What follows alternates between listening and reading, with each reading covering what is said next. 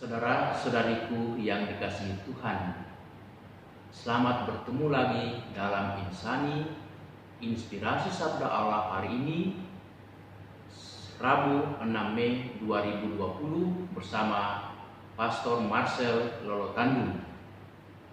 Sabda Allah yang akan kita dengar dan renungkan dari Injil Yohanes bab 12 ayat 44 sampai 50. Kita mendengarkannya. Sekali peristiwa, Yesus berseru di hadapan orang-orang Farisi yang percaya kepadanya, "Barang siapa percaya kepadaku, ia percaya bukan kepadaku, tetapi kepada Dia yang telah mengutus aku. Dan barang siapa melihat aku, ia melihat Dia yang telah mengutus aku. Aku telah datang ke dalam dunia sebagai terang, supaya setiap orang yang percaya kepadaku jangan tinggal dalam kegelapan. Dan jikalau seorang mendengarkan perkataanku tetapi tidak melakukannya, bukan aku yang akan menjadi hakimnya. Sebab aku datang bukan untuk menghakimi dunia, melainkan untuk menyelamatkannya. Barang siapa menolak aku dan tidak menerima perkataanku, ia sudah ada hakimnya, yaitu firman yang telah kukatakan. Itulah yang akan menjadi hakimnya pada akhir zaman.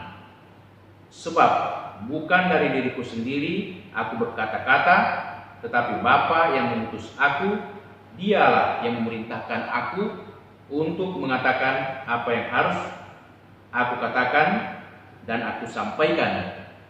Dan aku tahu bahwa perintahnya itu adalah hidup yang kekal. Jadi apa yang aku katakan, aku menyampaikannya sebagaimana difirmankan Allah Bapa kepadaku." Saudara-saudariku, sabda Tuhan mengungkapkan sisi atau dimensi perutusan Yesus dari Bapanya, atau Yesus yang dipanggil untuk menjadi warta keselamatan bagi seluruh dunia, yang tidak lain adalah menawarkan hidupnya sendiri untuk menjadi jalan keselamatan. Dia mengatakan, "Aku diutus Bapakku untuk menyampaikan keselamatan kepada dunia, sebab aku telah datang ke dalam dunia sebagai terang, supaya setiap orang tidak hidup dalam kegelapan." Nah, Yesus dipanggil Bapaknya menjadi terang agar kita hidup dalam cahaya, bukan dalam kegelapan. Apa artinya hidup dalam kegelapan? Hidup dalam kegelapan saat kita tidak mau menerima kasih Tuhan, saat kita mau senantiasa mengikuti dorongan-dorongan dalam diri kita sendiri, kejahatan, kemalasan, acuh tak acuh, kejengkelan, kemarahan. Artinya kita mengikuti kedagingan-kedagingan yang melawan roh-roh Allah. Nah, saudara-saudari, perlu kita ketahui, setiap orang yang dibaptis, orang Katolik, selalu mengambil bagian dalam itu martabat dan juga identitas Yesus. Martabat dan identitas Yesus sebagai anak Allah itu ada 3 dimensi pokok, yaitu sebagai imam, nabi, dan raja. Sebagai imam, setiap orang Katolik, setiap orang yang terbaptis itu dipanggil untuk menguduskan dunianya, menguduskan keluarga dan sesama. Sebagai raja, kita dipanggil untuk saling melayani dalam cinta kasih, dalam kerendahan hati dan penyerahan diri kepada Allah. Dan sebagai nabi, kita dipanggil seperti persis Yesus juga hari ini itu mempunyai dimensi itu pewartaan, dimensi misioner, bahwa kita dipanggil untuk mewartakan Kristus. Itulah tugas pokok kita, pewartaan kepada dunia.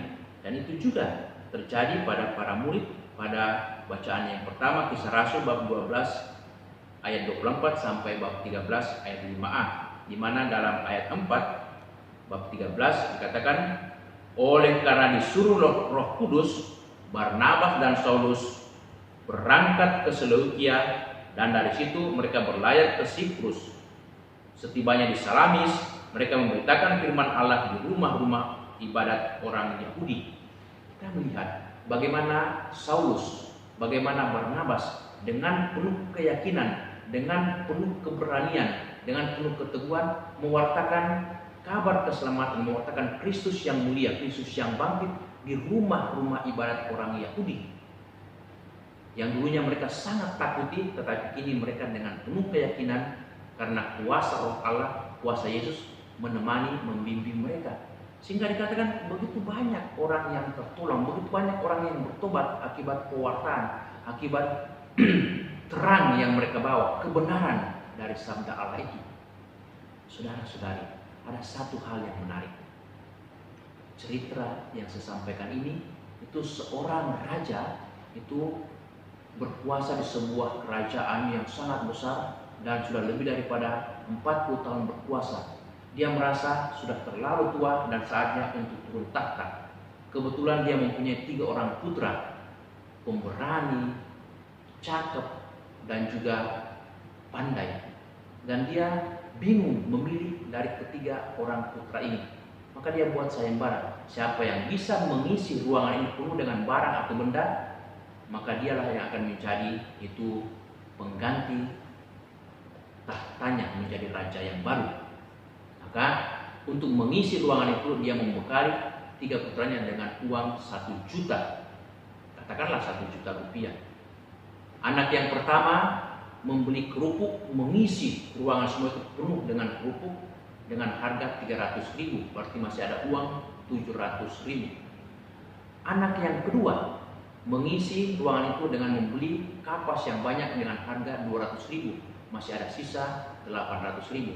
Dan anak yang ketiga membeli lilin 1 batang dengan harga 1.000 dan menyalakan lilin itu sehingga cahaya lilin itu memenuhi ruangan.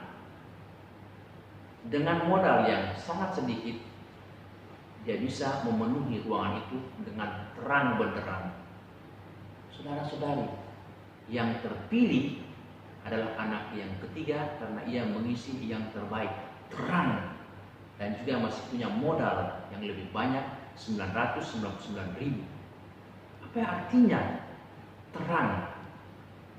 Yesus meminta kita mengisi dunia kita, mengisi hidup kita, mengisi keluarga kita, mengisi masyarakat kita dengan terang dari Kristus, yang berarti membawa sukacita, kegembiraan, kepastian, dan juga itu harapan bagi banyak orang dalam situasi seperti ini, situasi penuh dengan tantangan, penuh dengan cobaan karena pandemi virus corona. Kita dipanggil untuk saling menerangi, saling menolong, saling menguatkan dalam hidup.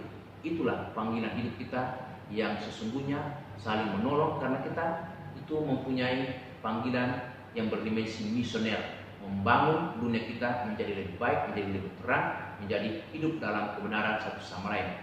Panggilan kebenaran membawa rahmat keselamatan kepada dunia. Amin. Kita berdoa. Tuhan Yesus Kristus, Engkaulah terang sejati yang menerangi dunia. Semoga kami senantiasa dibimbing oleh terang-Mu sehingga kami boleh mengambil bagian menjadi terang bagi masyarakat, keluarga di mana saya kami berada, supaya kami hidup dalam damai, sukacita, kerendahan hati, dan saling itu menolong dalam cinta kasih.